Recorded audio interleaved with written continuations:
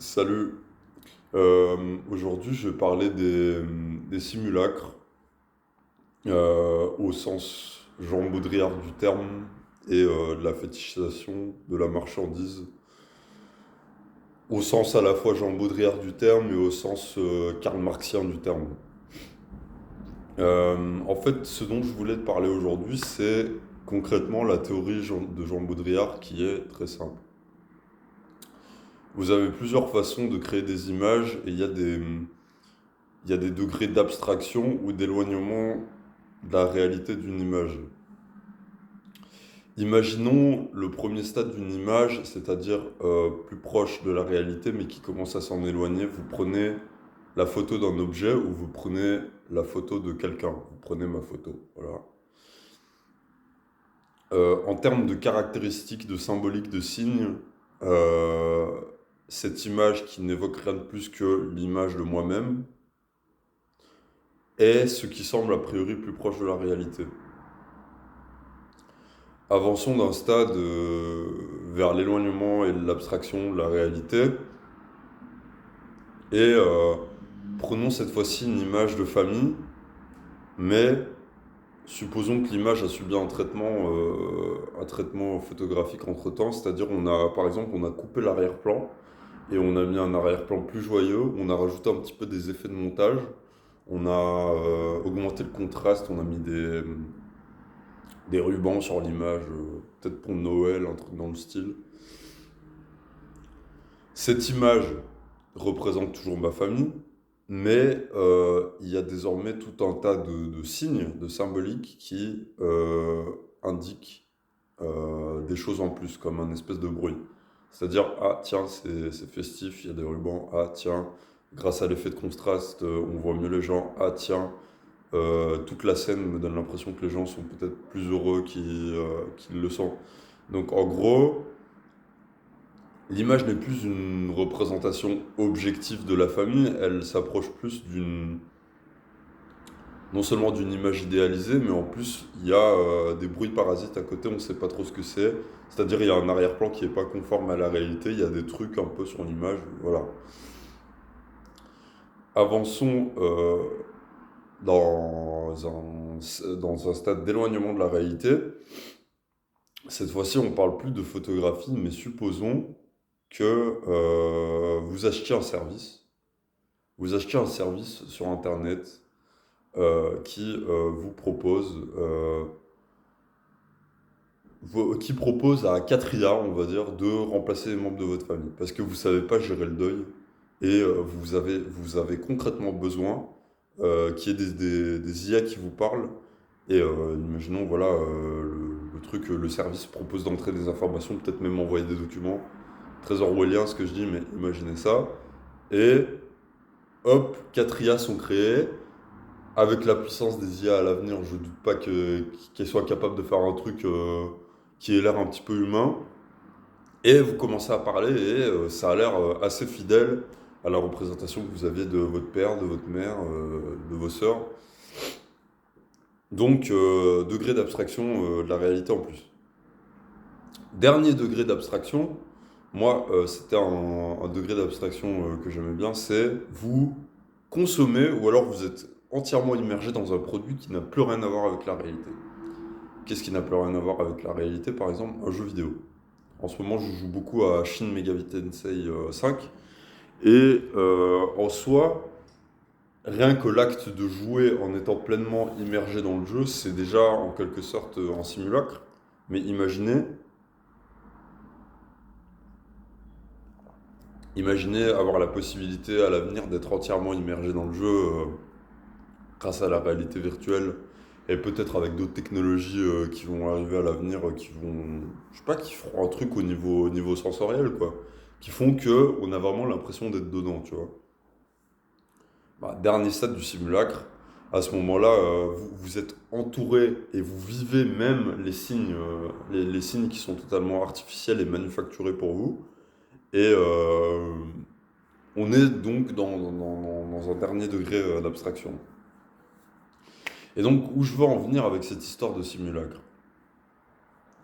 Bah, déjà, je voulais poser le constat avec lequel tout le monde serait d'accord, c'est que on vit dans une société qui penche progressivement vers les dissimulacres. Ça, je pense que personne ne sera en désaccord. On vit dans un monde où j'ai envie de dire, l'essence même du mode économique dans lequel on se trouve, le capitalisme, a un peu compris que les gens ne voulaient plus nécessairement acheter des choses pour leur utilité, mais ils voulaient acheter des choses pour leur valeur perçue, c'est-à-dire, ben, par exemple, une voiture n'est plus nécessairement achetée au sens purement technique du terme. Maintenant, il y a des marques de voitures, et maintenant, il n'y a pas que des marques de voitures, il y a des valeurs, que ce soit de prestige ou des valeurs perçues associées à certaines marques de voitures. Si t'as une Bugatti, ça donne l'impression que t'es riche, ça donne l'impression que, j'en sais rien, t'es cool, que t'as du prestige, etc., de l'honneur, peu importe.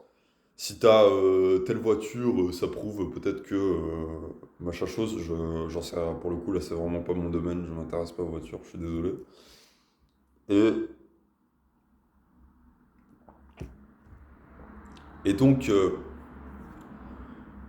là, Marx avait une explication de la fétichisation de la marchandise qui déjà allait assez loin, c'est-à-dire qu'il partait du principe que la marchandise était littéralement fétichisée, c'est-à-dire on la traitait un petit peu comme un objet vivant, on arrêtait d'envisager la construction d'un objet comme des rapports sociaux entre plusieurs personnes, mais plutôt des interactions entre plusieurs objets.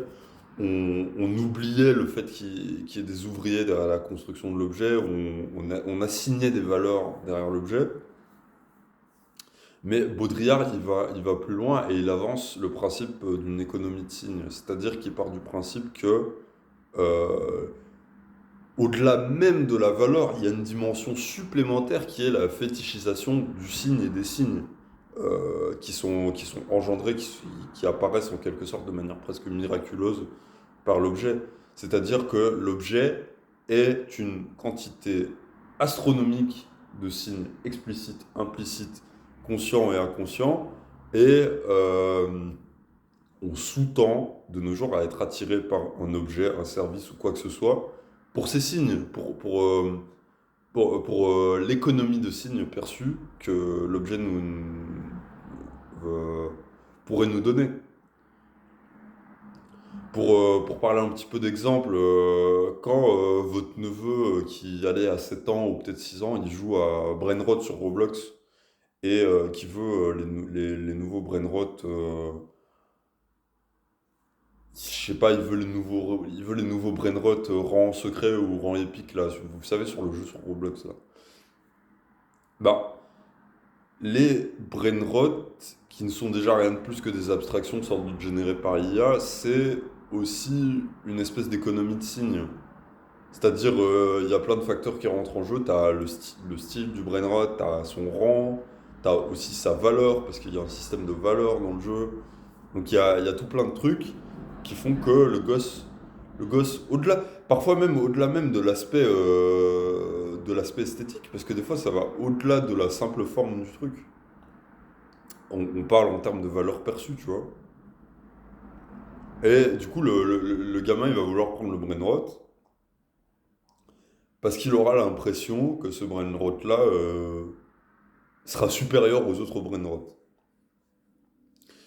Et pour en revenir à ce que je disais tout à l'heure,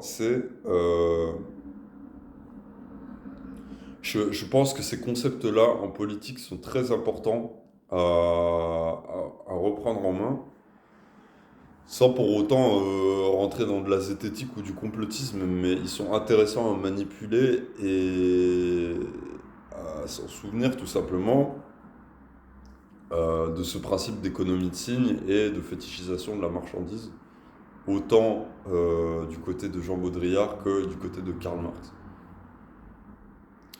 Parce que moi j'ai un constat un petit peu alarmiste sur la façon dont on arrive de plus en plus à nous vendre des trucs euh, qui sont détachés de la réalité, entre guillemets. Autant avec le jeu vidéo, ça ne me pose pas de problème parce que j'apprécie la ludicité du jeu vidéo tout simplement, et je pense qu'il y a des composantes dans le jeu vidéo qui ne sont pas achetées, mais il y a des trucs auxquels on devrait faire attention en termes de service, en termes de ce que ça représente, en termes de...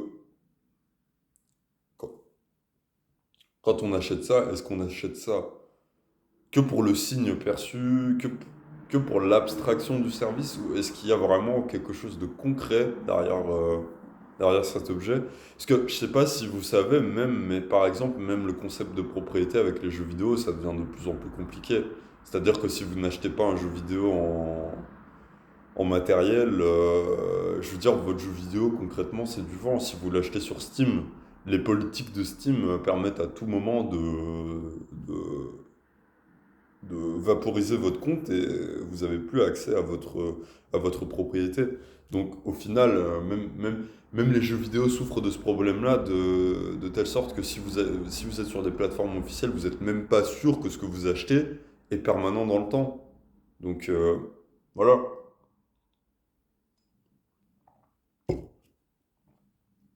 Vous n'êtes même pas sûr, étant donné que de toute façon c'est un produit dématérialisé, associé à des services qui sont connectés à Internet, que vous n'êtes pas sûr de la permanence du produit. Et voilà. Et c'était tout ce dont je voulais parler. Je vous remercie.